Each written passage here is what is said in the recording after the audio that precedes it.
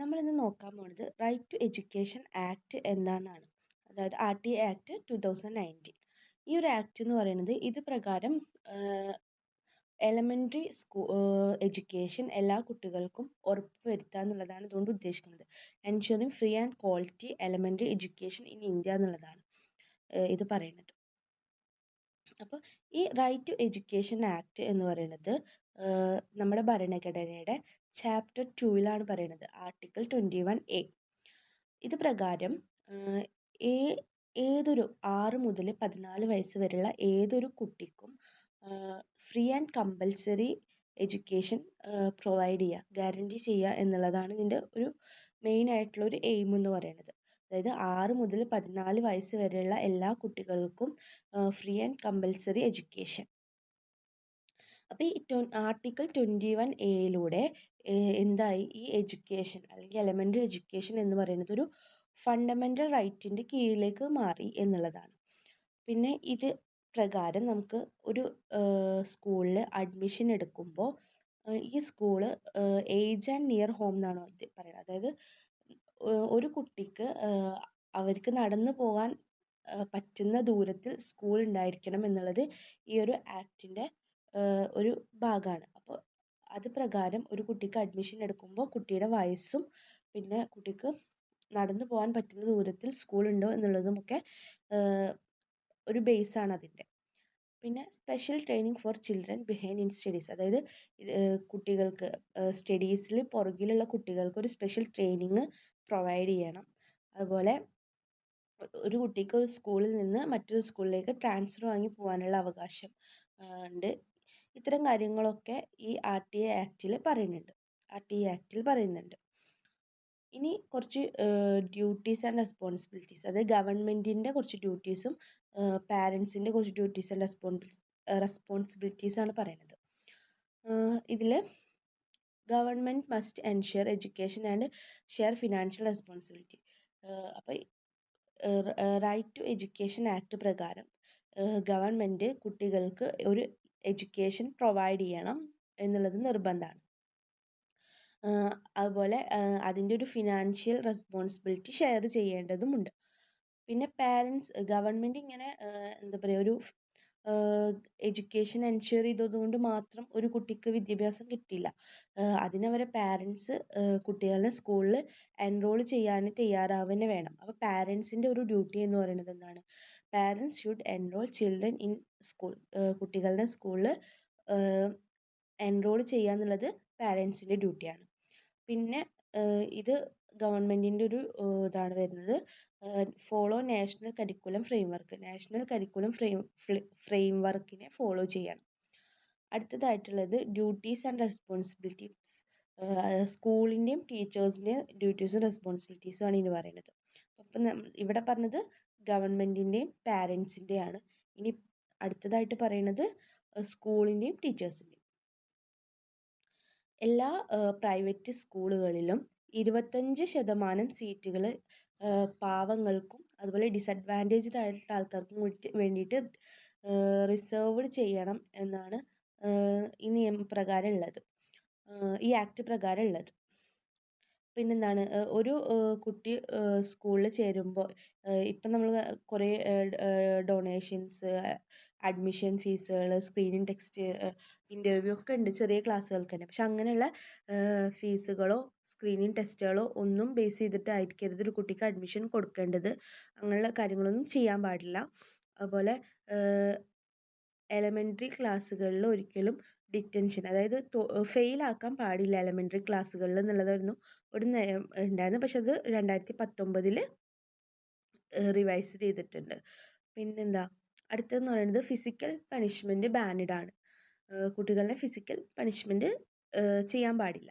അതുപോലെ teachers must qualified. Teachers എന്തായിരിക്കണം? Qualified ആയിട്ടുള്ള ടീച്ചേഴ്സ് ആയിരിക്കണം. ടീച്ചർ സ്റ്റുഡൻറ്റ് റേഷ്യോ എന്ന് പറയുന്നത് എപ്പോഴും ഒരു പ്രോപ്പർ മെയിൻ്റെനൻസിൽ പോയിക്കൊണ്ടിരിക്കണം. ഇത്തരം കാര്യങ്ങളാണ് ടീച്ചേഴ്സിൻ്റെയും സ്കൂളിൻ്റെയും റെസ്പോൺസിബിലിറ്റീസ്. ഇനി അടുത്തത് കരിക്കുലം ആൻഡ് ക്വാളിറ്റി. അതായത് ഈ റൈറ്റ് ടു എഡ്യൂക്കേഷൻ ആക്ട് പ്രകാരം കരിക്കുലത്തിൻ്റെ ഒരു ക്വാളിറ്റീനെ പറ്റി, കരിക്കുലം ആൻഡ് ക്വാളിറ്റിയാണ് പറയുന്നത്. ഇതിലെ ലേണിംഗ് എപ്പോഴും എന്താണ് should be child centred, activity based ആയിരിക്കണം. അതായത് ചൈൽഡ് സെൻറ്റേർഡും ആക്ടിവിറ്റി ബേസ്ഡും ആയിട്ടുള്ള ഒരു കരിക്കുലമാണ് എപ്പോഴും വേണ്ടത് എന്നുള്ളതാണ് പറയുന്നത്. അതുപോലെ ഒരു കോംപ്രഹെൻസീവ് ഇവാലുവേഷൻ ഉണ്ടായിരിക്കണം. പിന്നെന്താണ്, എലമെൻ്ററി സ്കൂൾ കഴിയുന്നവരെ ബോർഡ് എക്സാംസ് ഒന്നും ഉണ്ടാവാൻ പാടില്ല.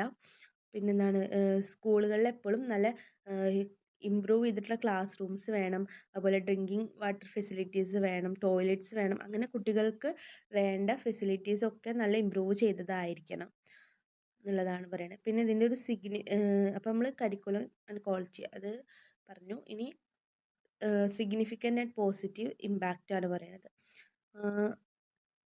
ഈ ഒരു റൈറ്റ് ടു എഡ്യൂക്കേഷൻ ആക്ട് വന്നതോട് കൂടിയിട്ട് കുറേ കുട്ടികളുടെ സ്കൂളുകൾക്കുള്ള എൻറോൾമെൻറ്റ് വർദ്ധിച്ചു. പ്രത്യേകിച്ചും ഡിസഡ്വാൻറ്റേജ്ഡ് ആയിട്ടുള്ള വിഭാഗത്തിൽപ്പെട്ട കുട്ടികളുടെ എൻറോൾമെൻറ്റിന് വർധനവ് സംഭവിച്ചു.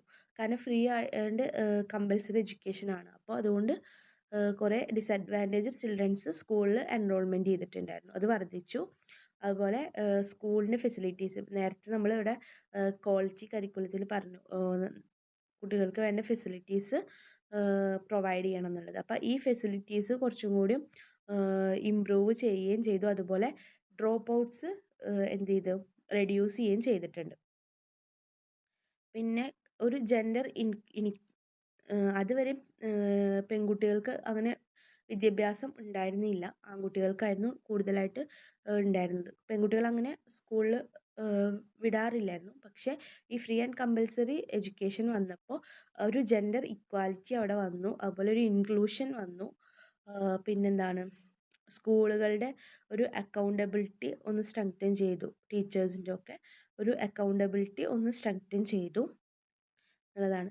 അടുത്തത് ക്രിറ്റിസിസം ആൻഡ് ചലഞ്ചസ്. ഇത്രയൊക്കെ സിഗ്നിഫിക്കൻസും പോസിറ്റീവ് ഇമ്പാക്റ്റും ഒക്കെ ഉണ്ടെങ്കിൽ കൂടിയും ഈ റൈറ്റ് ടു എഡ്യൂക്കേഷൻ ആക്ടിന് കുറച്ച് ക്രിറ്റിസിസംസും ചലഞ്ചസും ഒക്കെ ഉണ്ടായിരുന്നു.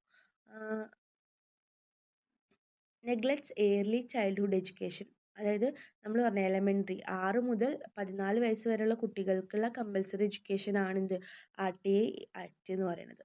അപ്പോൾ അതുകൊണ്ട് തന്നെ ഏർലി ചൈൽഡ്ഹുഡ് എഡ്യൂക്കേഷൻ, അതായത് 6 വയസ്സിന് താഴേക്കുള്ള ആ ഒരു കാലഘട്ടത്തിലത്തെ എഡ്യൂക്കേഷൻ എന്ന് പറയുന്നത് ഇവിടെ കുറച്ചും കൂടി ഇതായിട്ടുണ്ട്, നെഗ്ലക്റ്റ് ചെയ്ത് പോയിട്ടുണ്ട്.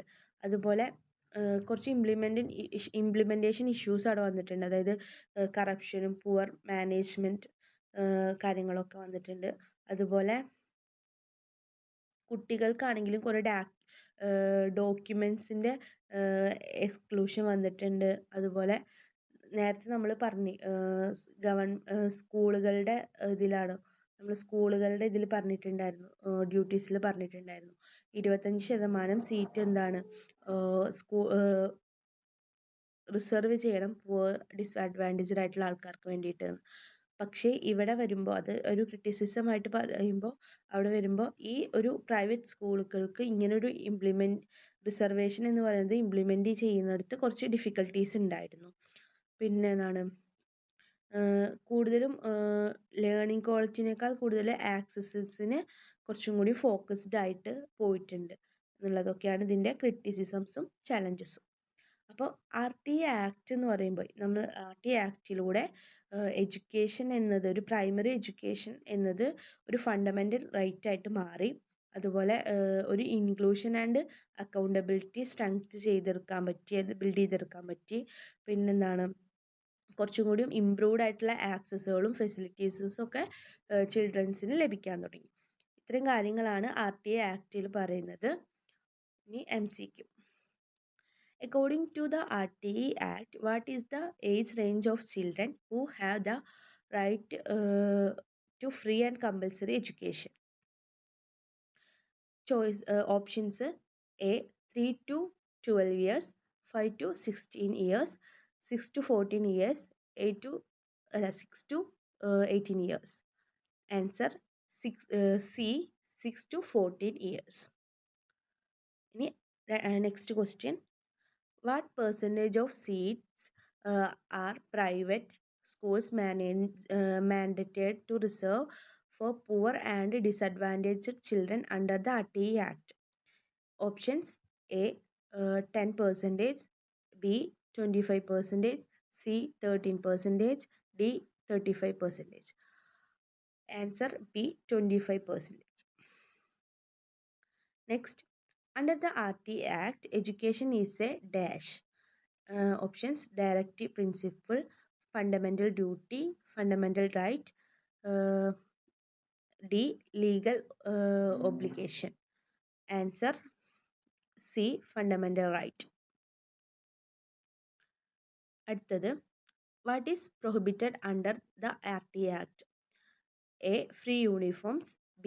Screening producers for admission. C. Midday meals. D. Special training. Answer B. Screening producer procedures for admission. 5.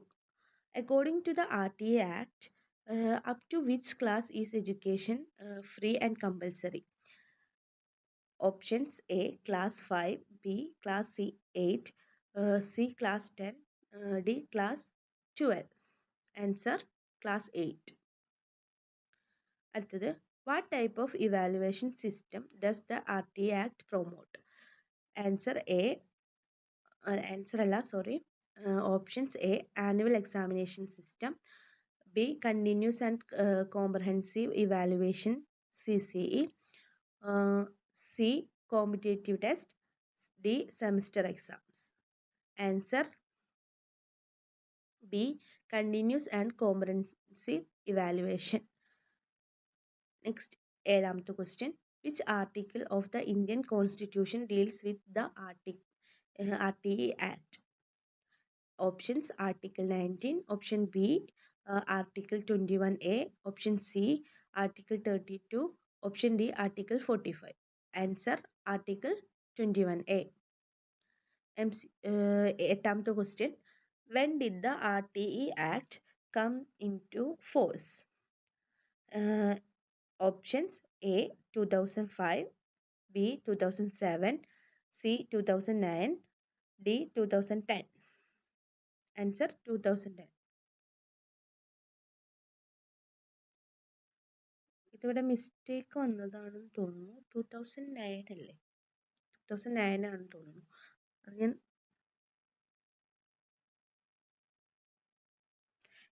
ഇനി ഒമ്പതാമത്തെ, who shares financial responsibility for implementing RTE Act?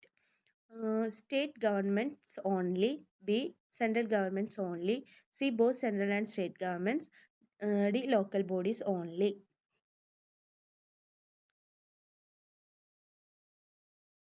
Answer both central and state governments. പത്താമത്തെ question. What is the main aim of the RTE Act? A. To promote higher education. B. To ensure free and compulsory elementary education for all children. C. Provide vocational training. D. Support private institutions. Answer B. To ensure free and compulsory elementary education for all children. അപ്പോൾ RTE Act കഴിഞ്ഞു. Thank you.